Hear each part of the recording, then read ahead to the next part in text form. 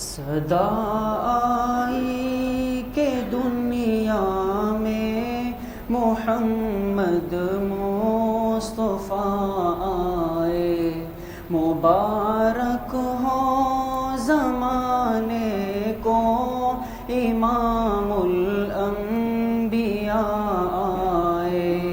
صدا آئی کہ دنیا میں محمد مصطفیٰ آئے، مبارک ہو زمانے کو امام الانبیاء آئے۔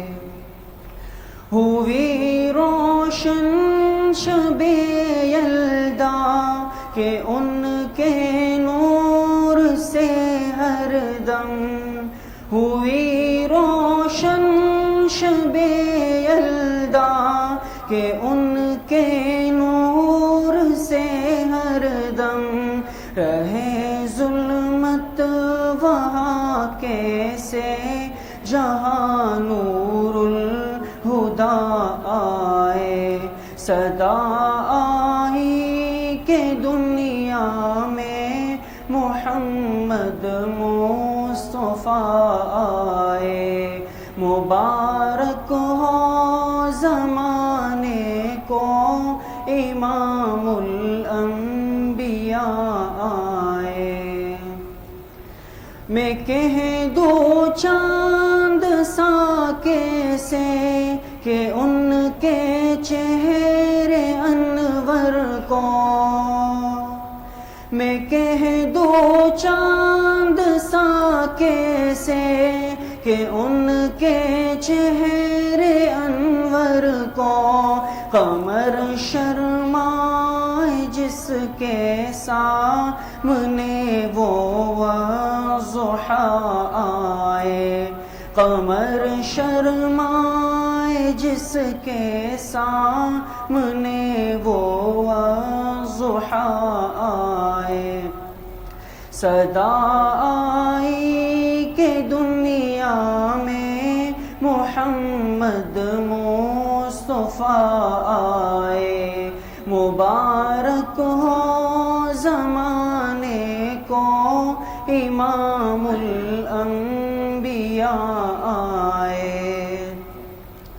کہ منقب ان کا پوچھو تم شب معراج سے یارو، کہ منقب ان کا پوچھو تم شب معراج سے یارو، نبی ہے مقتدی سارے وہ بن کر مقتدا آئے، نبی ہے مقتدی سارے وہ بن کر مقتدا آئے۔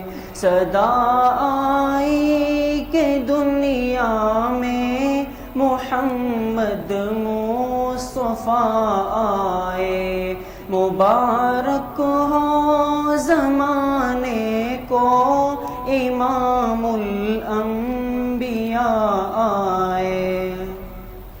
شبی ثاقب ہمیں عربی شعور زندگی دینے، شبی ثاقب ہمیں عربی شعور زندگی دینے، وہ بن کے رہنما رہبر حبیب کبریاء آئے، وہ بن کے رہنما رہبر حبیب کبریاء آئے۔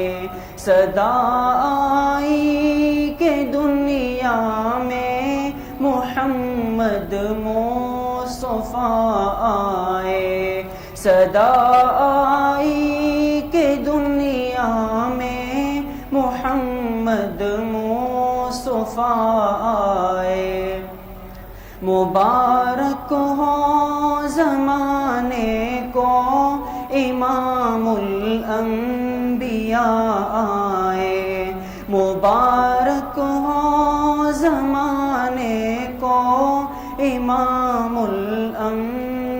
دنیا آئے.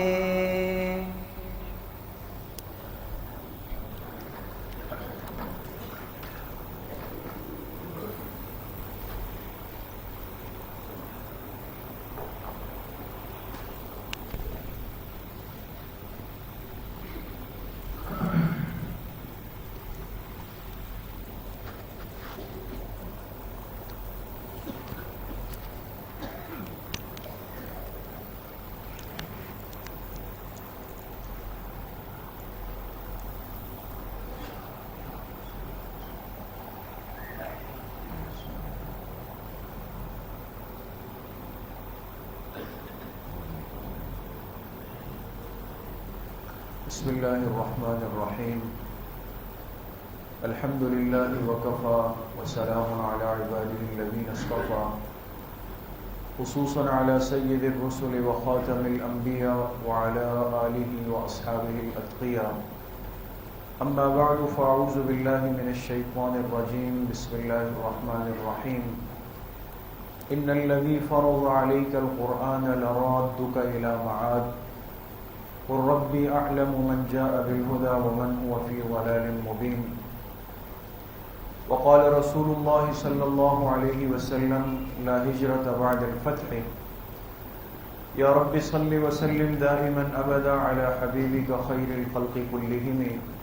تمام حضرات ایک مرتبہ محبت و عقیدت سے درود شریف پڑھ لیں. اللهم صل على محمد وعلى آل محمد كما صليت على إبراهيم وعلى آل إبراهيم إنك حميد مجيد. اللهم بارك على محمد وعلى آل محمد كما باركت على إبراهيم وعلى آل إبراهيم إنك حميد مجيد. میرے انتہائی قابل قدر دوستوں، بھائیوں اور بزرگوں، الحمدللہ آج اس مبارک سلسلے کی سیرت طیبہ کی 48ویں مجلس میں اللہ پاک نے ہم سب کو حاضری نصیب کی ہے. اللہ تعالیٰ آپ حضرات کے اس آنے کو، اس بیٹھنے کو، سننے اور سنانے کو اپنی بارگاہ عالیہ میں قبول فرمائیں اور ہم سب حاضرین و حاضرات کے ظاہر اور باطن کی اصلاح کا ذریعہ بنائیں. جناب نبی کریم صلی اللہ علیہ وسلم کی مبارک زندگی پر بات چل رہی ہے. اس دنیا میں آپ کی کل مبارک زندگی وہ 63 سال پر مبنی ہے. ان 63 سالوں کو ہم تقسیم کرتے ہیں 3 حصوں پر. پہلا حصہ آپ کی مبارک زندگی کا آپ کی ولادت سے لے کر آپ کی بعثت یعنی نبوت ملنے تک کا ہے، اور اس پہلے حصے کی کل مدت وہ کتنے سال ہے؟ 40 سال. دوسرا حصہ آپ کی بعثت سے لے کر آپ کی ہجرت یعنی مدینہ طیبہ تشریف لے جانے تک کا ہے، اور اس دوسرے حصے کی کل مدت کتنے سال ہے؟ 13 سال. تیسرا اور آخری حصہ وہ ہے جو آپ کی ہجرت سے لے کر آپ کی وفات تک دنیا سے تشریف لے جانے تک کا ہے، اور اس تیسرے حصے کی کل مدت کتنے سال ہے؟ 10 سال.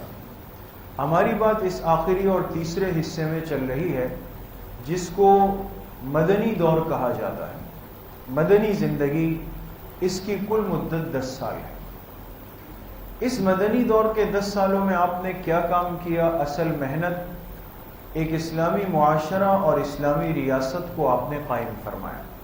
مدینہ طیبہ دنیا کے نقشے پر پہلی اسلامی ریاست بن کر قائم ہوئی اور قیامت تک کے آنے والے مسلمان حکمرانوں کے لیے ایک معیار اور نمونہ بن گئی. مدنی دور کے 10 سالوں کو پھر تقسیم کیا گیا ہے 3 مرحلوں پر. 3 مرحلے ان 10 سالوں میں آئے ہیں. پہلا مرحلہ یہ خطرات اور ان کا مقابلہ، اور یہ اس مرحلے پر ہم بات کر چکے ہیں. اس کی کل مدت کتنے سال ہے؟ 5 سال 8 مہینے. یہ سب سے مشکل مرحلہ ہے جس میں آپ علیہ السلام 1 منٹ کے لیے آرام سے نہیں بیٹھے. ہر طرف آپ نے سفر کیا، حرکت کی، صحابہ کی جماعتیں بھیجی، فتنوں کو بھرپور انداز میں دبانے کی کوشش کی. دوسرا مرحلہ مدنی دور کا فتح کی ابتدا اور آثار ہے. اس میں ہم بات پچھلی مجلس میں ختم کر چکے ہیں، اور اس مرحلے کی کل مدت کتنی ہے؟ 1 سال 11 مہینے. آج کی مجلس میں انشاءاللہ مدنی دور کے تیسرے اور آخری مرحلے پر بات شروع ہو جائے گی. تیسرا مرحلہ کیا ہے؟ اب فتح کی تکمیل اور آثار. پیغمبر جس مقصد کے لیے دنیا میں آتے ہیں، جب وہ اپنا کام پورا کر لے، مکمل کر لے، اپنے مقصد میں کامیاب ہو جائے، اب وہ وقت ہوتا ہے کہ اب اللہ پاک ان کو اپنے پاس بلا لیتے ہیں. اب زندگی کا وہ مرحلہ ہے کہ آپ علیہ السلام اپنے مقصد کو کامیاب کر رہے ہیں. تیسرا مرحلہ اب فتح مکمل ہو رہی ہے اور اس کے آثار سامنے آ رہے ہیں. اس تیسرے مرحلے کی کل مدت کتنی ہوگی؟ 2 سال 6 مہینے. یہ ہمارا انشاءاللہ آخر تک کا موضوع ہوگا. تیسرا مرحلہ آج کی مجلس سے شروع ہوگا، فتح کی تکمیل. اب یہ فتح کہاں سے شروع ہوئی وہ آج کی مجلس میں آپ حضرات دیکھیں.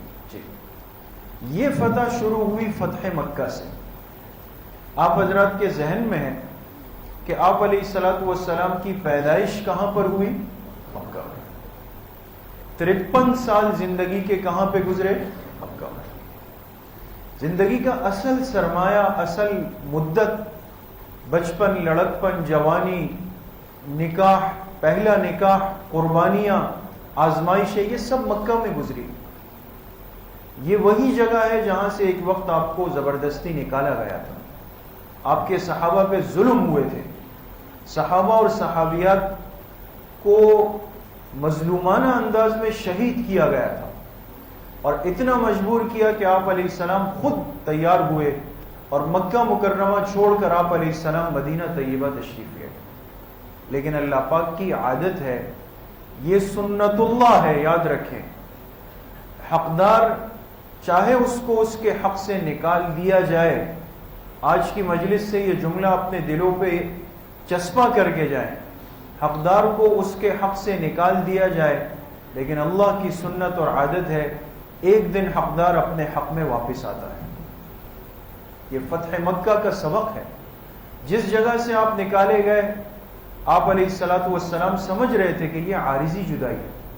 اب وہ وقت آ رہا ہے کہ آپ اپنے آبائی شہر واپس جا رہے ہیں، لیکن نکلتے ہوئے مظلوم تھے، تکلیف و آزمائشوں میں تھے. آج جب داخل ہوں گے تو فاتح بن کے، غالب بن کے اور سب پر حکمرانی کرتے ہوئے جائیں.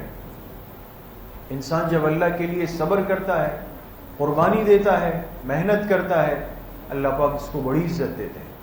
اب فتح کی ابتدا ہے فتح مکہ سے. یہ کب ہوا؟ رمضان سن 8 ہجری میں. جی،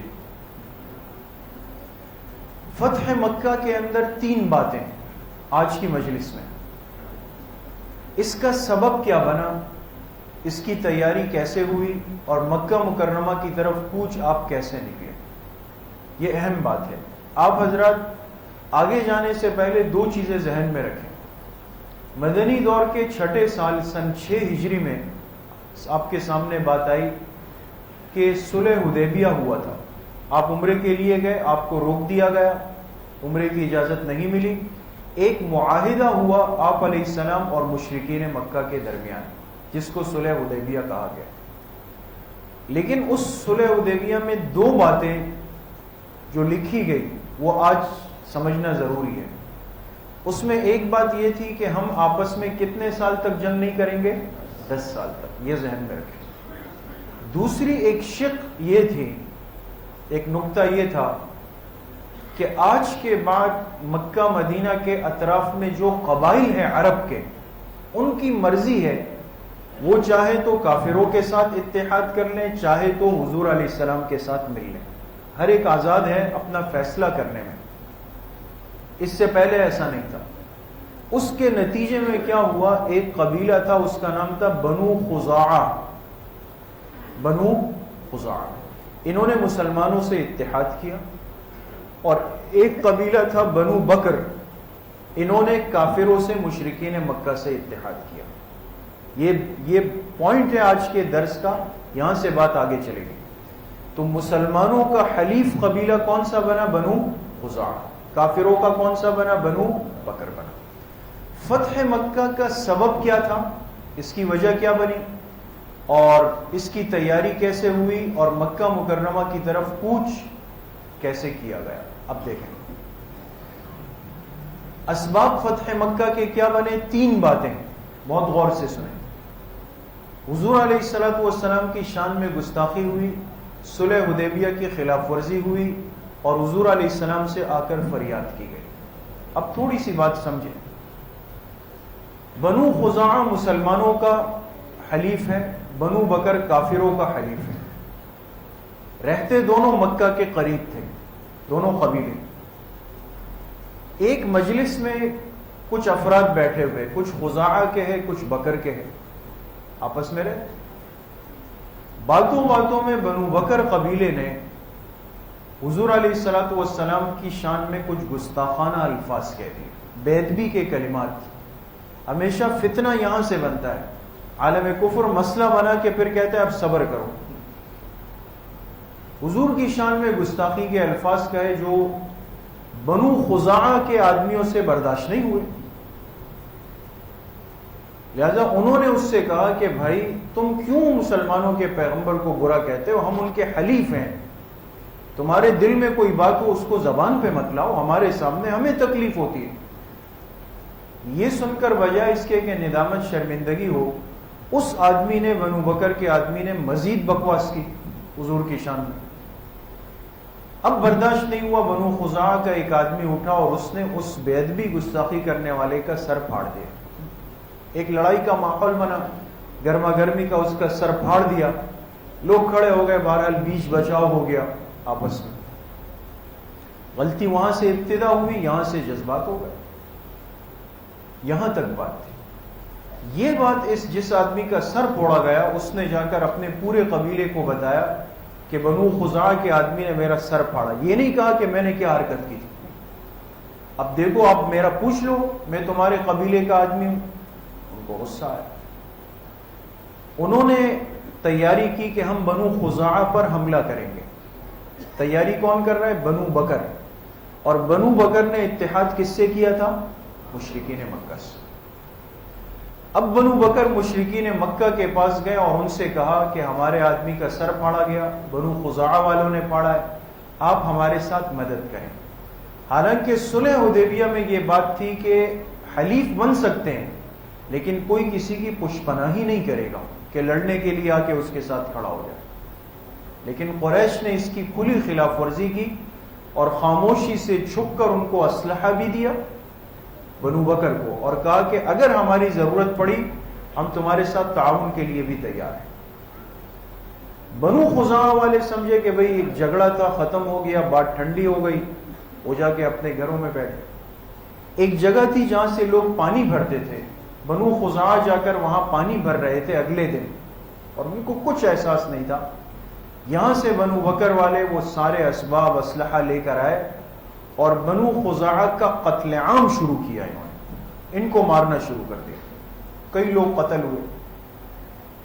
یہ دیکھ کر بنو خزاعہ کا قبیلہ بھاگا، ایک ہی جگہ تھی امن کی، وہ تھا حرم مکہ، بیت اللہ شریف میں داخل ہو گئے اور قریش کو کہا قریش والو ہماری خبر لو، بنو بکر ہم پہ ظلم کر رہا ہے، ہمیں قتل عام کر رہا ہے۔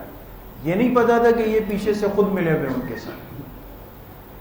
قریش نے جب دیکھا کہ بنو خزاعہ حرم میں آ رہا ہے، انہوں نے بھی اٹھ کر ان کی پٹائی شروع کی۔ اب بیچارے بنو بکر بھی مار رہا ہے، قریش بھی مار رہا ہے۔ مجبور ہو کر ان کا ایک آدمی ہے جس کا نام تھا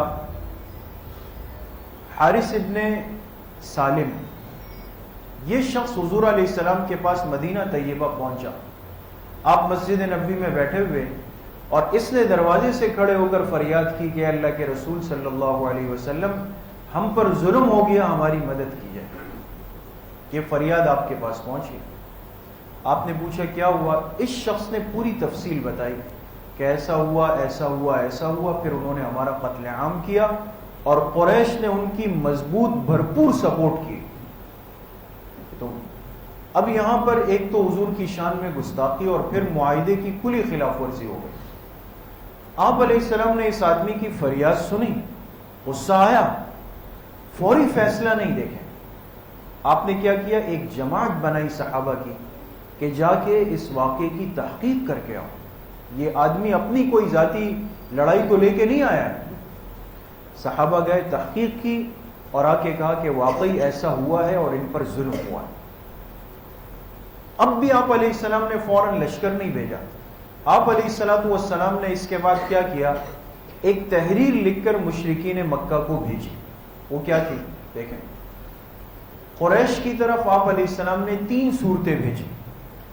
پہلی بات آپ نے فرمایا بنو خزاعہ والوں کو دیت دے دو، یعنی ان کے جو آدمی مارے گئے اور تم شامل تھے، لہذا بات یہیں پہ ختم کرتے ہیں، ان کے مقتولین کی دیت جو بنتی ہے، جو پیسے بنتے ہیں، وہ دے دو۔ اگر یہ نہیں، دوسری صورت یہ کہ بنو بکر جو قبیلہ جس نے زیادتی کی ہے اور تمہارا حمایتی ہے، ان کی حمایت چھوڑ دو۔ اور اگر یہ دونوں باتیں نہیں تو پھر جو ہمارا آپس میں معاہدہ ہے صلح حدیبیہ کا، اس کو ختم کر دو۔ اب دیکھیں، ایک صورت رکھی، فوراً لڑائی نہیں۔ لیکن یہ ایسے بد نصیب تھے کہ انہوں نے جب دیکھا تو یہ سمجھے کہ شاید مسلمان کمزور ہو رہے ہیں۔ انہوں نے کہا اس 2 پر تو بات نہیں ہو سکتی ہے، ہم اس پر عمل کر لیں گے، ہمارا جو معاہدہ ہے اس کو ختم سمجھے شاید ہم طاقت میں آ رہے ہیں، لہذا معاہدہ ختم ہو گیا۔ آپ علیہ السلام کو اطلاع مل گئی کہ وہ ماننے کے لیے تیار نہیں، البتہ معاہدہ ختم کرنے کے لیے تیار ہے۔ یہ دیکھ کر آپ علیہ السلام نے اب حکم دیا صحابہ اکرام کو، اہل مدینہ کو، تیاری کا۔ دیکھیں، اب تیاری ہو رہی ہے مکہ مکرمہ جانے کی، بنو خزاعہ پر ہونے والے ظلم کا بدلہ لینے کی، لیکن آپ علیہ السلام کی سیرت سے ایک سبق حکمت کا، آپ نے ساری منصوبہ بندی خفیہ کی۔ یہ کسی کو نہیں بتایا کہ یہ سارا جو واقعہ قصہ پیش آیا ہے، اس کی وجہ سے اب ہم مکہ جا رہے ہیں حملہ کرنے۔ آپ نے حکم دیا کہ سب لوگ تیار ہو جائیں، سامان اپنا باندھ لیں، ضرورت کا اسلحہ تیار کر لیں، لیکن یہ کسی کو نہیں بتایا کہ کہاں جائیں گے اور کہاں کا ارادہ ہے اور کس پر حملہ کرنا ہے۔ بالکل اتنا خفیہ رکھا ہے فتح مکہ کو کہ سیرت کی کتابوں میں ہے کہ اپنے سب سے قریبی خاص الخاص حضور علیہ السلام کے، وہ کون ہیں؟ حضرت ابوبکر صدیق رضی اللہ، ان کو بھی نہیں بتایا۔ وہ آئے اپنی بیٹی حضرت عائشہ رضی اللہ عنہا کے گھر، دیکھا وہ سامان باندھ رہی ہے، کہا بیٹی کیا کر رہی ہو؟ کہا حضور علیہ السلام کا سامان۔ کہا کہاں جا رہے ہیں؟ کہا یہ تو نہیں پتا کہ وہ کہاں جا رہے ہیں۔ بات بالکل خفیہ ہے، کسی کو نہیں بتایا۔ یہ کہا کہ ہر ساتھی تیاری شروع کر دے۔ دوسرا، آپ نے مدینہ کے اطراف میں مسلمان قبائل تھے، ان کو پیغام بھیجا کہ تم بھی سفر کی تیاری کر لو، بس، اور یہ نہیں کہا کہاں جانا ہے۔ تیسرا کام، مدینہ منورہ میں جاسوسوں کی تقرری ہو گئی۔ اب مدینہ میں داخلے کے خارج کے جتنے راستے تھے، وہاں آپ نے صحابہ کو مقرر کیا بحیثیت ایک جاسوس کے کہ دیکھو کہ ہماری یہ جو بات ہے، جو مشورہ اور منصوبہ بنے گا، یہ کوئی لیک نہ کر دے کہ مسلمان تیاری کر رہے ہیں کہیں جانے کی۔ دوسرا یہ دیکھو کہ آج کل مدینہ آنے جانے والے کون ہیں۔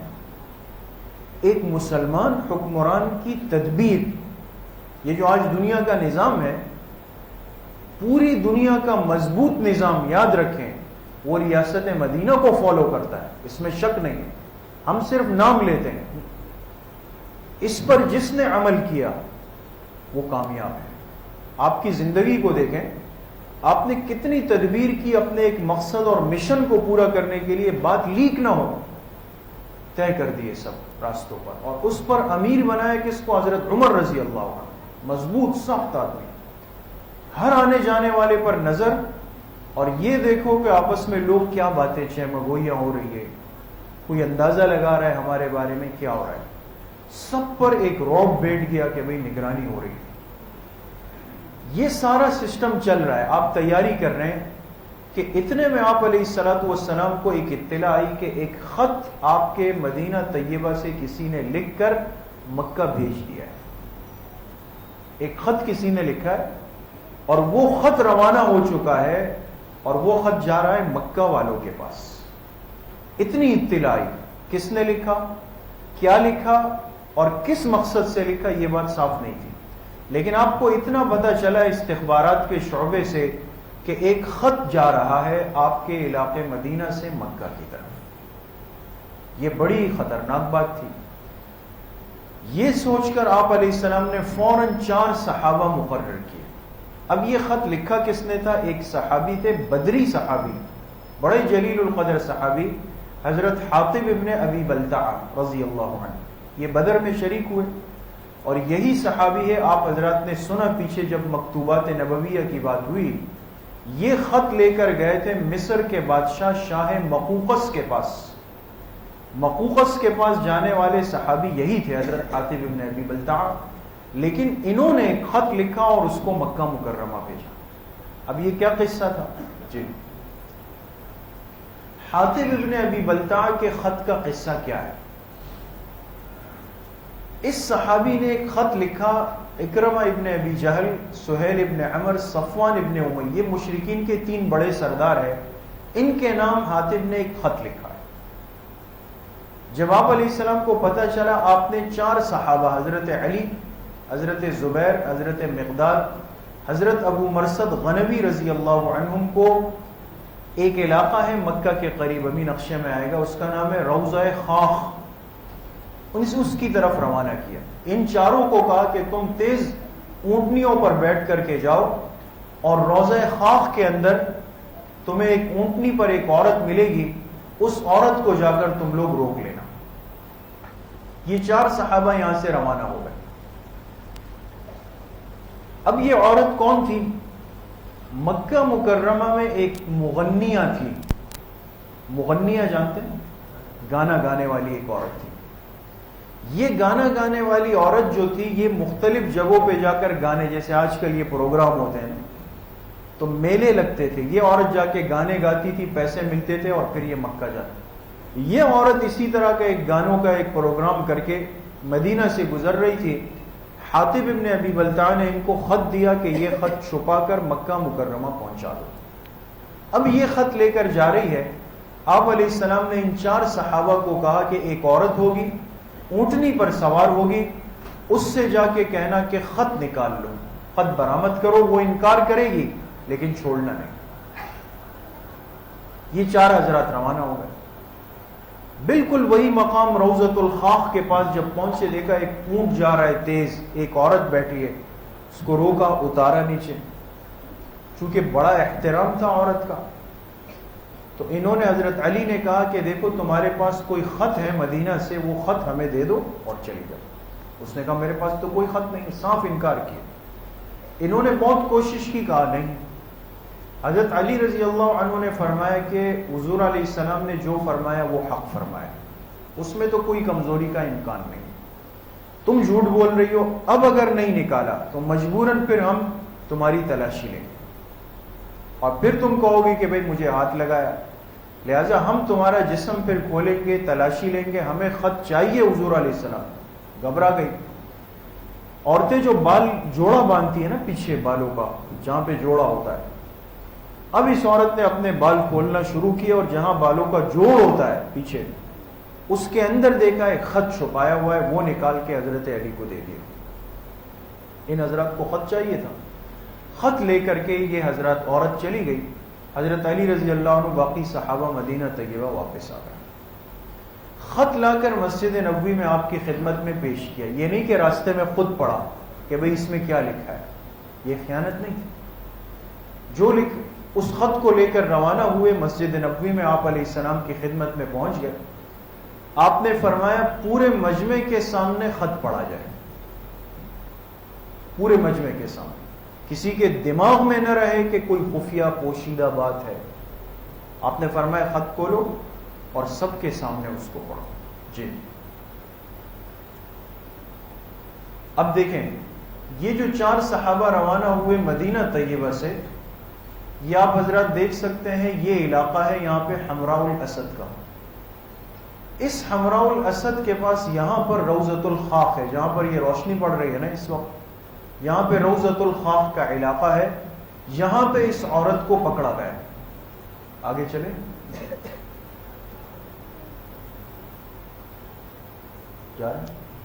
یہ دیکھیں، یہ جہاں پہ دائرہ بنا یہ روضۃ الخاخ ہے، یہاں اس عورت کو پکڑ کے خط نکالا گیا اور مدینہ طیبہ لے آئے۔ اب یہ خط کیا تھا وہ دیکھیں۔ جی، حضرت حاتب ابن ابی بلتع کا خط دیکھیں، اس میں کیا لکھا ہوا تھا؟ ایک گروہ قریش، یہ ترجمہ ہے اس کا، رسول اللہ صلی اللہ علیہ وسلم رات کی مانند تم پر ایک ہولناک لشکر لے کر آنے والے ہیں جو سیلاب کی طرح بہتا ہوگا۔ خدا کی قسم اگر رسول اللہ صلی اللہ علیہ وسلم بلا لشکر کے خود تنہا بھی تشریف لے جائیں تو اللہ تعالیٰ ضرور آپ کی مدد فرمائے، اور فتح و نصرت کا جو وعدہ فرمایا وہ اسے ضرور پورا کرے گا، پس تم اپنے انجام کو سوچ لو۔ یہ خط کا مضمون بالکل صحیح ہے، صاف ستھرا ہے، اپنے ایمان کا اور حقیقت کا اظہار ہے، لیکن غلطی یہ تھی کہ بات چھپانی تھی، لیک کر دی، جو بات بتانی نہیں تھی۔ ان سے قصور یہ ہوا کہ انہوں نے یہ بات لکھ کر کے مکہ بھیجی، اگرچہ آپ کو پتہ چلا اور وہ خط نہیں پہنچ سکا، اللہ نے حفاظت فرما دی، لیکن خط کا مضمون یہ تھا، آپ کے سامنے آ گیا۔ اب جب یہ خط آیا، آپ نے فرمایا حاتب کو بلایا جائے، یہ آئے، آپ نے فرمایا حاتب یہ تم نے کیا کیا؟ یہ خاموش کھڑے تھے۔ حضرت عمر رضی اللہ عنہ آئے، فرمایا اللہ کے رسول صلی اللہ علیہ وسلم اس نے ہماری بات کھولنے کی کوشش کی اور مجھے لگتا ہے یہ منافق ہو گیا، آپ اجازت دیں تو میں اس کی گردن اڑا دوں۔ ختم۔ آپ نے فرمایا عمر یہ بدری صحابی ہے، یہ بدری صحابی ہے، اور بدر والے وہ ہیں جنہیں اللہ پاک نے دیکھا اور فرمایا آج کے بعد تم جو بھی کر لو میں تمہیں بخش چکا ہوں۔ ان کا تو بہت بڑا مقام ہے، لیکن ان کی بات سننے دو کہ انہوں نے کیوں یہ غلطی کی۔ اب حاتب نے سر اٹھایا کہ اللہ کے رسول صلی اللہ علیہ وسلم مجھے موقع دیں، میری بات سنیں، میں پکا مسلمان آپ کا وفادار ہوں، نہ اسلام کا غدار ہوں نہ آپ کا غدار ہوں، پکا مسلمان۔ میں نے خط کیوں لکھا؟ آپ مکہ مکرمہ فتح کرنے حملے کے ارادے سے جا رہے ہیں اور مجھے یقین ہے چڑھتے سورج کی طرح کہ ہم ضرور کامیاب ہوں گے، لیکن میرے وہاں پہ بیوی اور معصوم بچے ہیں مکہ میں اور کوئی رشتہ دار نہیں۔ اب یقیناً جب حملہ ہوگا اس کی اطلاع جائے گی تو وہ سب سے پہلے جو وہاں پر مسلمان موجود ہیں ان پر زیادتی ضرور کریں گے۔ میں چاہتا تھا کہ کم از کم ایک احسان کر کے ان کو بتا دوں تاکہ میرے بیوی بچوں کے ساتھ وہ ذرا نرم سلوک کریں، باقی میرا کوئی غلط مقصد، غلط ارادہ یا غلط نیت نہیں تھی، مجھے یقین ہے کہ آپ کو اللہ ضرور کامیاب کرے، میں صرف ان پر ایک احسان کرنا چاہتا تھا۔ آپ نے فرمایا حاتب نے اپنی غلطی کا اعتراف کیا ہے، لہذا اس کو کچھ نہیں کہا جائے گا۔ آپ نے حضرت حاتب کو معاف فرمایا، حالانکہ یہ اس وقت کا کتنا بڑا قصور تھا، لیکن آپ نے ایک تو ان کی بات سنی، ایسے موقعوں پہ انسان سنتا نہیں، پھر سننے کے بعد کہا کہ یہ بدری صحابی ہے، ان کے مقام کو بھی رکھا، پھر اس کو معاف بھی فرمایا۔ اس سے ایک بات سامنے آتی ہے دوستو، کیا ہے؟ ایک اہم سبق اس سے ملتا ہے، ماضی کے بہترین کردار کے بعد اگر کسی سے ایک غلطی ہو جائے، اس ایک غلطی کی وجہ سے سابقہ کردار کی نفی نہیں کی جا سکتی۔ انسان ہے نا، ساری زندگی اچھا ہے، لیکن ایک غلطی، ایک کمزوری سامنے آ گئی، اب کہا بھئی تم تو ہو ہی بدترین آدمی، بیکار آدمی، اس کی سابقہ زندگی پر قلم پھیر دیا۔ ایسا نہیں، بلکہ اس غلطی کو معاف کر کے اس کے تذکرے نہ کیے جائیں۔ اس لیے فرمایا آپ کی معافی کے بعد دو صحابی ایسے نہیں دیکھے گئے جنہوں نے حضرت حاتب کی غیبت کی ہو یا ان کو برا بھلا کہا۔ اس مجلس میں جو بات ختم ہو گئی اس کے بعد کسی نے ان کا نام تک نہیں لیا۔ آج ہمارے اندر کتنی بڑی کمزوری ہے، کسی بھی نیک آدمی، دیندار آدمی، عالم کو یا کسی کو بھی جس کی ساری زندگی خیر میں گزرتی ہے، کوئی کمزور بات سامنے آ گئی، پھر ہم طویل عرصے تک اپنی مجلسوں میں ان کی غیبتیں کرتے ہیں، ان کی برائیاں کرتے ہیں، ان کے تذکرے کرتے ہیں۔ ڈرنا چاہیے اللہ تعالیٰ سے، انسان تو کمزوریوں کا مجموعہ ہے، کسی سے غلطی ہو جائے اور وہ شرمندہ نادم ہو تو اس کو معاف کر کے اس کے تذکرے نہیں کرنے چاہیے۔ پھر تذکرے نہیں ہوئے، آپ علیہ السلام نے ان کو معاف فرما دیا۔ جی اچھا، اب جب یہ سب کچھ ہوا، ابھی تک چونکہ خط پہنچ نہیں سکا، مشرکین مکہ کو اطلاع نہیں ملی کہ ہمارے ساتھ کیا ہونے والا ہے، لیکن اتنا سمجھ گئے کہ چونکہ ہم نے معاہدہ توڑ دیا اور آپ علیہ السلام نے ہمیں پیغام بھیجا کہ 3 صورتیں ہیں تو ہم نے 2 صورتوں کو چھوڑ کر تیسری صورت کو لیا. اب دماغ ذرا ٹھنڈے ہوئے نا، اب احساس ہو رہا ہے کہ یہ ہم نے کتنا غلط کیا کہ معاہدہ توڑ دیا. کیا کریں؟ اب مجلس لگ گئی مشرکین کی. آپ کو معلوم ہونا چاہیے کہ مکہ میں جو جگہ تھی جہاں ان کی مجلس لگتی تھی، میٹنگیں اور مشورے ہوتے تھے، اس جگہ کو کیا کہتے تھے؟ دار الندوہ. وہاں پہ میٹنگ لگ گئی. کیا کریں؟ اب تو ہم مسلمانوں سے لڑ نہیں سکتے، ٹکرا نہیں سکتے. اور انہوں نے، آپ نے پچھلی مجلسوں میں غزوہ موتا کا واقعہ پڑھا، روم کی اتنی بڑی طاقت کو 3000 لشکر شکست دے کے آیا. پورا روم ہے. کہا یہ تو ہم سے بہت بڑی غلطی ہو گئی، اب کیا کریں؟ اب مجلس لگ گئی. لیکن اب جو مجلس مشرکین کی لگی اس میں 2 بڑے نام نہیں تھے، 2 آدمی ان کے نہیں تھے. یہ 2 وہ بڑے آدمی تھے مشرکین کے کہ جب بھی مشورے کا وقت آتا تو سب سے پہلے ان کا نام لیا جاتا. عمرو بن العاص رضی اللہ عنہ، خالد بن ولید رضی اللہ عنہ. اب یہ دونوں مشرکین کی مجلس میں نہیں، حضور کی مجلس میں آ چکے، ان کا حصہ نہیں. اس لیے جب بیٹھے تو کتابوں میں لکھا ہے بہت وقت تک تو انہوں نے ان کی جدائی کا تذکرہ کیا کہ افسوس آج عمر نہیں، افسوس آج خالد ابن ولید نہیں، ہم کس سے مشورہ کریں؟ کہا بھئی ایک آدمی بچا ہے، ابو سفیان. یہ بچے تھے آخر، یہ بہت سمجھدار آدمی. اب جو ابو سفیان کہے اس کو مانیں گے. ابو سفیان نے کہا بھئی بہت بڑی غلطی کر گئے ہو، تمہیں معاہدے توڑنے کی بات نہیں کرنی چاہیے تھی، ہم ان کا مقابلہ نہیں کر سکتے. انہوں نے کہا آپ جا کر حضور علیہ السلام سے ملے اور آپ کر لیں، آپ جو کر سکتے. ان کو تیار. اب حضور کی اطلاع پر قریش کا مشورہ ہوا. قریش نے ابو سفیان کو آپ علیہ السلام کے پاس مدینہ بھیجا کہ بھئی آپ جائیں، آپ کوئی ترتیب بنائیں. ابو سفیان جب مدینہ آئے تو سب سے پہلے اپنی بیٹی حضرت ام حبیبہ رضی اللہ عنہ کے گھر گئے. یہ حضرت ام حبیبہ زوجہ مطہرہ ہے، امہات المومنین میں سے، اور یہ صاحبزادی ہے کس کی؟ ابو سفیان کی. آپ نے سنا کہ جو لوگ حبشہ ہجرت کر کے گئے تھے ان میں حضرت ام حبیبہ اور ان کے شوہر بھی شامل تھے. وہاں جا کر ان کے شوہر مرتد ہو گئے اور اسی حالت میں وہ ان کا انتقال ہوا. پھر حضرت ام حبیبہ کا نکاح کس سے کروایا گیا؟ حضور علیہ السلام، زوجہ مطہرہ. ابو سفیان بیٹی کے گھر آئے اور یہ ملاقات کتنے عرصے بعد ہو رہی ہے؟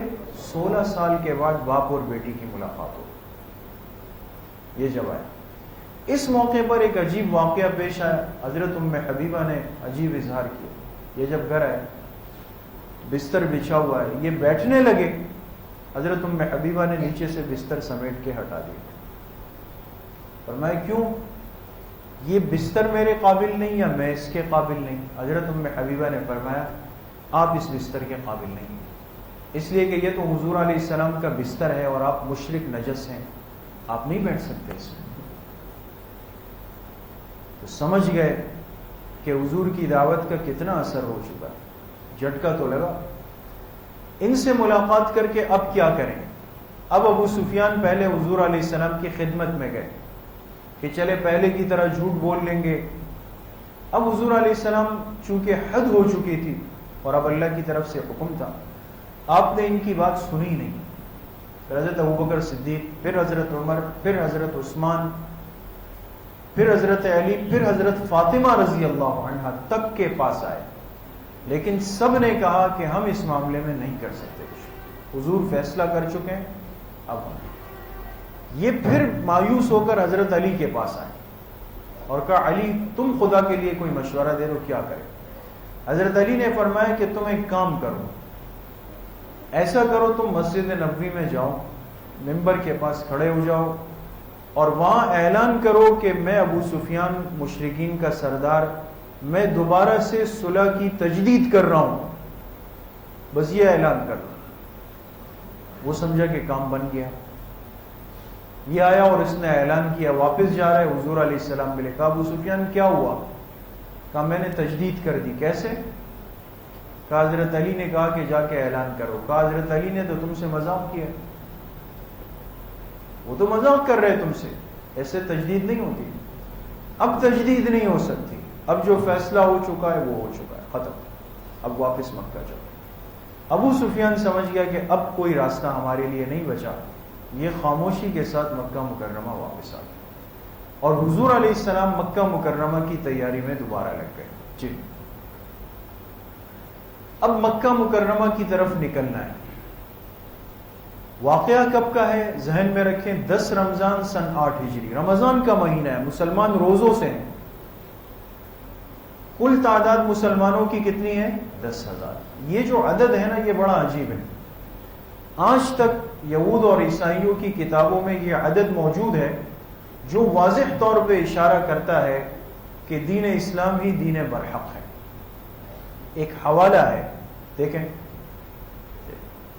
تورات کتاب الاستثناء، یہ یہود کی کتاب کا حوالہ ہے، اس میں لکھا ہے خداوند سینا سے آیا، سینا اس سے مراد حضرت موسیٰ علیہ السلام، سعیر سے ان پر آشکار ہوا، اس سے مراد حضرت عیسیٰ علیہ السلام، کوہ فاران سے جلوگر ہوا، کوہ فاران اس سے مراد کون ہے؟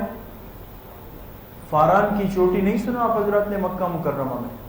تو اس سے مراد کون ہے؟ جناب نبی کریم صلی اللہ علیہ وسلم۔ 10,000 قدسیوں کے ساتھ آیا، سمجھ رہے ہیں؟ اتنا واضح عدد، 10,000 قدسیوں کے ساتھ آیا، اس کے دانے ہاتھ میں آتشی شریعت تھی ان کے لیے۔ یہ واضح اشارہ ہے ان کی کتابوں میں کہ فتح مکہ میں مسلمانوں کے پیغمبر 10,000 کا لشکر لے کر آئیں گے۔ اب حضور علیہ السلام 10,000 کا لشکر لے کر روانہ ہوئے اور اب جا رہے ہیں مکہ مکرمہ کی طرف۔ بالکل توجہ سے اس طرف سنیں، ابھی حل ہو جائے گا مسئلہ۔ اب حضور علیہ السلام روانہ ہوئے مکہ مکرمہ کی طرف، لیکن اس سے پہلے آپ نے کیا کیا اب دیکھیں۔ کچھ صحابہ کو، بعض روایات میں 6 بعض میں ہے 12، اور ان کا امیر بنایا حضرت ابو قتادہ رضی اللہ تعالی عنہ کو، اور ان کو روانہ کیا نجد یعنی مشرق کی طرف بھیج دیا کہ بھئی آپ وہاں جائیں۔ اب جب یہ مشرق کی طرف گئے تو آپ بتائیں کہ ذہن کیا بنا کہ شاید حضور علیہ السلام کہاں جانے کا ارادہ کرتے ہیں؟ مشرق کی طرف، نجد کی طرف۔ یہ ایک ذہن کو بانٹنا تھا کہ کوئی اس طرف متوجہ نہ ہو جائے کہ بھئی ارادہ کس جگہ کا بن رہا ہے۔ تو وہ مشرق کی طرف حضرت ابو قتادہ روانہ ہو گئے۔ سب کے ذہن میں یہی تھا کہ حضور علیہ السلام نجد پر حملہ کرنے کے لیے جائیں گے۔ ادھر آپ علیہ السلام نے 10,000 صحابہ کو لیا اور مدینہ طیبہ سے نکلے، لیکن وہ راستے اختیار کیے سارے جو عام راستوں سے بالکل ہٹ کر راستے تھے، بالکل راستے بدل بدل کر، موڑ موڑ کر، دور کے راستے لے کر آپ جا رہے ہیں اور مکہ مکرمہ کی طرف آپ روانہ ہو گئے۔ راستے میں ایک جگہ آتی ہے، اس جگہ کا نام ہے جحفہ۔ مدینہ طیبہ سے مکہ کی طرف جاتے ہوئے ایک جگہ آتی ہے، اس کا نام کیا ہے؟ جحفہ، جحفہ نامی جگہ۔ یہاں پہنچ کے دیکھا کہ سامنے سے ایک خاندان آ رہا ہے، ایک فیملی، یعنی ایک مرد ہے، عورتیں ہیں، بچے ہیں، پوری فیملی سامنے سے اونٹوں پر بیٹھ کے آ رہی، جحفہ نامی مقام پر۔ حضور علیہ السلام نے اپنی سواری کو روک دیا کہ بھئی دیکھ لیں کہ آنے والے لوگ کون ہیں، جحفہ نامی مقام پر۔ دیکھیں اب حضور علیہ السلام مدینہ سے روانہ ہو گئے، یہ جحفہ ہے۔ جب جحفہ پہ پہنچے تو یہاں پہ دیکھا، یہ دیکھیں حضرت عباس رضی اللہ عنہ، یہ حضور علیہ السلام کے کیا ہیں؟ چچا۔ یہ اپنے گھر والوں کے ساتھ ہجرت کر کے مدینہ آ رہے ہیں۔ آپ حضرات کو معلوم ہے کہ حضرت عباس حضور علیہ السلام کے چچا اسلام قبول کر چکے تھے، کب؟ غزوہ بدر کے بعد، غزوہ بدر میں۔ لیکن جب انہوں نے حضور علیہ السلام سے کہا میں مدینہ آؤں، تو آپ نے فرمایا چچا آپ مت آئیں، آپ مکہ میں رہیں، اور آپ یہ کریں کہ مکہ کے حالات اور باتیں ہم تک پہنچاتے رہیں۔ تھے مسلمان لیکن مکہ میں بیٹھے تھے۔ اب حضرت عباس نے پکا ارادہ کیا کہ اب مدینہ جانا ہے۔ اللہ کی شان، جحفہ میں جب حضور پہنچے تو حضرت عباس آ رہے تھے، یہاں آپ علیہ السلام سے ملاقات ہوئی اور یہاں آپ نے ایک جملہ ارشاد فرمایا۔ آپ نے فرمایا میں آخری پیغمبر ہوں، میرے بعد کوئی پیغمبر نہیں آئے گا اور آپ میرے چچا مکہ سے آخری ہجرت کرنے والے ہیں، آپ کے بعد اب مکہ سے کوئی ہجرت کر کے نہیں آئے گا۔ یہ ختم ہو گئے، ہجرت کے جو فضائل تھے وہ یہیں پہ ختم ہو جاتے ہیں۔ اب اگر کوئی آئے گا جائے گا، اس کے بعد بھی مکہ سے لوگ آئے، لیکن جو ہجرت کے فضائل تھے وہ ختم ہو گئے کس پر؟ حضرت عباس رضی اللہ عنہ۔ یہاں پر یہ ملاقات ہوئی، انہوں نے گھر والوں کو، بچوں کو سواریوں پہ بٹھا کے مدینہ بھیج دیا، خود حضرت عباس حضور علیہ السلام کے ساتھ جماعت میں شامل ہو گئے۔ اور آپ حضرات آگے سنیں گے ان کا بہت بڑا کردار رہا آگے کے مراحل میں، یہ حضور کے ساتھ شامل ہو گئے۔ یہاں حضور علیہ السلام کھڑے ہوئے تھے کہ ایک اور واقعہ پیش آیا۔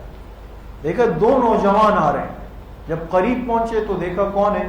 ایک ابو سفیان ابن حارث، یہ حضور علیہ السلام کے سگے چچزاد بھائی تھے، اور دوسرے عبداللہ ابن امیہ، یہ حضور علیہ السلام کے پھپھیزاد بھائی، رضاعی پھپھیزاد بھائی تھے۔ یہ دو نوجوان آ رہے ہیں، اور یہ دو وہ ہیں جنہوں نے مکی زندگی میں حضور علیہ السلام سے انتہائی دشمنی کی اور انتہائی آپ کو ستایا۔ آپ نے جب ان کو دیکھا تو آپ کو وہ پرانے غم تازہ ہو گئے، اس لیے آپ جب یہ قریب آئے تو آپ نے اپنا رخ ان سے پھیر لیا، دیکھ نہیں رہے۔ یہ قریب آئے کہ حضور علیہ السلام شاید ہمیں دیکھ لے، آپ دیکھ نہیں۔ حضرت ام سلمہ رضی اللہ عنہا کے پاس گئے کہ آپ سفارش کر لیں۔ انہوں نے سفارش کی حضور علیہ السلام سے کہ آپ نے پھر بھی نہیں دیکھا، رخ پھیر دیا۔ جب نہیں دیکھا تو اب ابو سفیان نے کیا کیا؟ ابو سفیان اس نے کہا اگر آپ ہماری طرف نہیں دیکھیں گے، معاف نہیں کریں گے، تو ہم دونوں پھر عرب کے صحرا میں چلے جائیں گے اور بھوک پیاس سے وہیں پہ مر جائیں گے، لیکن واپس اپنے گھروں کو نہیں جائیں گے۔ اب آپ علیہ السلام نے ان کو دیکھا، یہ قریب آئے، ان کو معاف بھی فرمایا، اور انہوں نے آپ علیہ السلام کے ہاتھ پہ اسلام بھی قبول کر لیا۔ حالانکہ بڑا ستایا تھا لیکن آپ نے معاف کر دیا۔ یہ بھی آپ علیہ السلام کے ساتھ جماعت کے اندر شامل ہو گئے۔ اب جحفہ سے آپ علیہ السلام روانہ ہوئے۔ یہ علاقہ آتا ہے یہ کدید کا، کدید، آگے چلے۔ کدید کے علاقے میں جب آپ علیہ السلام پہنچے، اب ایک سوال آپ سے پوچھتا ہوں کہ یہ مہینہ کون سا ہے جس میں آپ علیہ السلام جا رہے تھے؟ رمضان، سب روزے سے تھے۔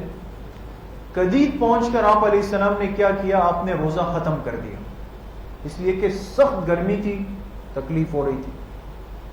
آپ نے سب سے پہلے خود روزہ افطار کیا، یعنی توڑ دیا، اور حکم دیا کہ تمام صحابہ توڑ دیں۔ کچھ جو نوجوان صحابہ تھے انہوں نے کہا ہمیں کوئی پریشانی نہیں ہے، نہ پیاس ہے، ہم نہیں توڑیں۔ آپ علیہ السلام کو بتایا کہ آپ ناراض ہوئے اور فرمائے جو روزہ نہیں توڑے گا وہ نافرمان ہوگا۔ سب نے روزے توڑ دیے۔ اس سے علماء نے یہ سبق نکالا ہے، نقطہ نکالا ہے کہ ایسے موقعوں پر جب انسان کے ساتھ بہت سارا مجمع ہو، یہ بڑی اہم بات ہے، انسان کو اپنی ذات سے ہٹ کر اجتماعیت کے مفاد کو دیکھنا چاہیے۔ بعض دفعہ انسان کیا کرتا ہے، ہم نے آج بخاری شریف میں حدیث پڑھی، بعض دفعہ انسان کیا کرتا ہے، ایک مستحب عمل کو لے لیتا ہے کہ میں تو اس کو نہیں چھوڑوں گا۔ اب مسئلہ یہ کہ آپ کے ساتھ 1000 کی جماعت جا رہی ہے، وہ دیکھے بھائی حضرت کر رہے ہیں ہم بھی کریں گے، اب آپ کے اس عمل کی وجہ سے حرج واقع ہو گیا۔ اس لیے حج کے موقع پر، اجتماعات کے موقع پر، بڑی مجلسوں کے موقع پر انسان وہ عمل نہ کرے جو صرف ایک پسندیدہ مستحب عمل ہو، لیکن آپ کی وجہ سے آپ سب کریں گے کہ نہیں جی میں بھی کر رہا ہوں، میں بھی کر رہا ہوں، میں بھی کر رہا ہوں، نہیں کریں۔ اس سے بعض دفعہ تکلیف ہو جاتی ہے۔ آپ علیہ السلام نے خود پہلے روزہ کھولا تاکہ سب ختم کر دے، ورنہ اگر آپ پورا کر دے تو آپ تو کر سکتے تھے، اللہ کے پیغمبر ہیں، لیکن باقی لوگوں کو تکلیف تھی، آپ نے اس کو ختم فرما دیا۔ سب نے روزہ ختم کیا، کدید سے اب آگے روانہ ہو۔ یہ آپ دیکھ رہے ہیں، یہ لکھا ہے بطن مر، یہ مر الزہران کا علاقہ ہے، بطن مر۔ یہاں آپ علیہ السلام پہنچ گئے بطن مر پہ۔ یہاں یہ مکہ مکرمہ آپ دیکھ رہے ہیں، بالکل سامنے ہے اس کے، جیسے آدمی اونچی بلڈنگ پہ کھڑے ہو جائے نیچے کی پوری سڑک نظر آتی ہے، اب مر الزہران سے مکہ بالکل صاف نظر آ رہا ہوگا. 10,000 کا لشکر روک دیا, سب کو کہا کہ آرام کریں گے. اب رات کا کھانا کھانا ہے, رات کا کھانا. ساری زندگی آپ علیہ السلام کی ترتیب یہ رہی ہے سفر میں, اور سنت طریقہ یہ ہے کہ اگر بہت بڑی جماعت جا رہی ہو تو کھانے پینے کے انتظام میں چھوٹی چھوٹی جماعتیں بنا دی جائیں کہ بھئی 20 آدمی 20 آدمی 20 آدمی 20 آدمی, ہر ایک کیا کرے گا, ترتیب سے اپنا انتظام کر لے. ٹھیک, یہ آسان طریقہ ہے. لیکن یہاں ایک عجیب بات ہوئی, آپ نے فرمایا ہر شخص الگ آگ جلائے گا, اپنا کھانا پکائے گا. تو کم از کم افراد کتنے تھے؟ 10,000 افراد نے مر الزہران میں آگ جلائی. اب آگ جلی, اس کے شعلے اٹھے, آسمان تک پہنچ رہے ہیں. مکہ مکرمہ والوں نے دیکھا کہ بھئی یہ آگ جل رہی ہے, کیا ہوا, خیر ہے, کہاں سے ہو گیا معاملہ, سمجھ نہیں. یہ آپ علیہ السلام یہاں سے بیٹھ کر ان پر اپنا روب ڈال رہے تھے, ان کو مرعوب کر رہے تھے. یہ کیفیت دیکھ کر ابو سفیان جو ان کا سردار تھا, وہ حکیم ابن حزام اور تیسرے بدیل ابن ورقا, یہ 3 آدمی نکلے کہ بھئی معلوم کریں کیا حادثہ پیش آیا. چلتے چلتے یہ لوگ مر الزہران پہ پہنچ گئے. یہاں آپ علیہ الصلوۃ والسلام نے حضرت عمر کو پھر ذمہ داری دی کہ جماعتیں بنا لو اور بھرپور نگرانی کرو کہ کوئی اندر داخل نہ ہو جائے. ابو سفیان آ رہا ہے معلوم کرنے کے لیے کہ ہوا کیا ہے, اور حضرت عمر صحابہ کے ساتھ نگرانی کی جماعتوں کو لے کے گھوم رہے ہیں. اور یہاں پہنچ کر کے نگرانی کی ایک جماعت نے ابو سفیان کو پکڑ لیا. آپ سمجھ رہے ہیں بات کو؟ مشرکین کا سب سے بڑا اور آخری سردار, آخری امید جو ابو سفیان تھے, وہ یہاں مر الزہران پہ کیا ہو گئے, وہ گرفتار ہو گئے, اور بہت آسانی سے گرفتار ہو گئے. کسی کے وہم و گمان میں نہیں تھا کہ اتنا بڑا آدمی آسانی سے ہاتھ آ جائے گا, لیکن وہ گرفتار ہو گئے. اور کسی کو پتہ بھی نہیں تھا کہ کون ہاتھ میں آیا ہے. عام صحابہ تھے نا, ان کو نہیں پتا تھا کہ یہ کون ہاتھ میں آیا ہے, لیکن اب انہوں نے پکڑا اور اب پکڑ کے لے جا رہے تھے حضور علیہ الصلوۃ والسلام کی خدمت میں. اب اصل بات یہاں سے شروع ہوگی کہ جب ان کو حضور کی خدمت میں لے گئے, کیا ہوا, کیا بات چیت ہوئی, کیا سوالات ہوئے, پھر آپ علیہ السلام مکہ مکرمہ میں کب داخل ہوئے, داخلے کے وقت کیا ہوا, اور کتنے دن آپ رہے, پھر واپسی کب ہوئی. یہ فتح مکہ کا تفصیلی واقعہ انشاءاللہ العظیم ہماری اگلی مجلس کا موضوع ہے. فتح مکہ کا مکمل واقعہ قدم بقدم ترتیب کے ساتھ رمضان سن 8 ہجری آئندہ مجلس میں. اللہ پاک مجھے بھی آپ سب کو صحیح عمل کی توفیق نصیب فرمائے. وآخر دعوانا ان الحمدللہ رب العالمین. الحمدللہ رب العالمین والصلاة والسلام علی سید الانبیاء والمرسلین سیدنا و مولانا محمد وآلہ واصحابہ اجمعین.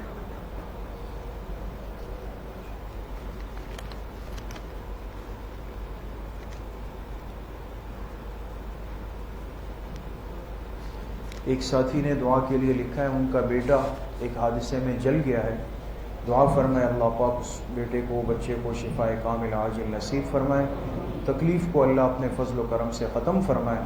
باقی جتنے بیمار گھروں میں ہیں, اسپتالوں میں ہے, اس مجلس میں ہے, مستورات کے مجمع میں ہے, اللہ پاک سب کو شفاء کلی نصیب فرمائے. وصلی اللہ وسلم علی نبینا محمد وآلہ وصحبہ اجمعین برحمتہ. السلام علیکم ورحمۃ اللہ.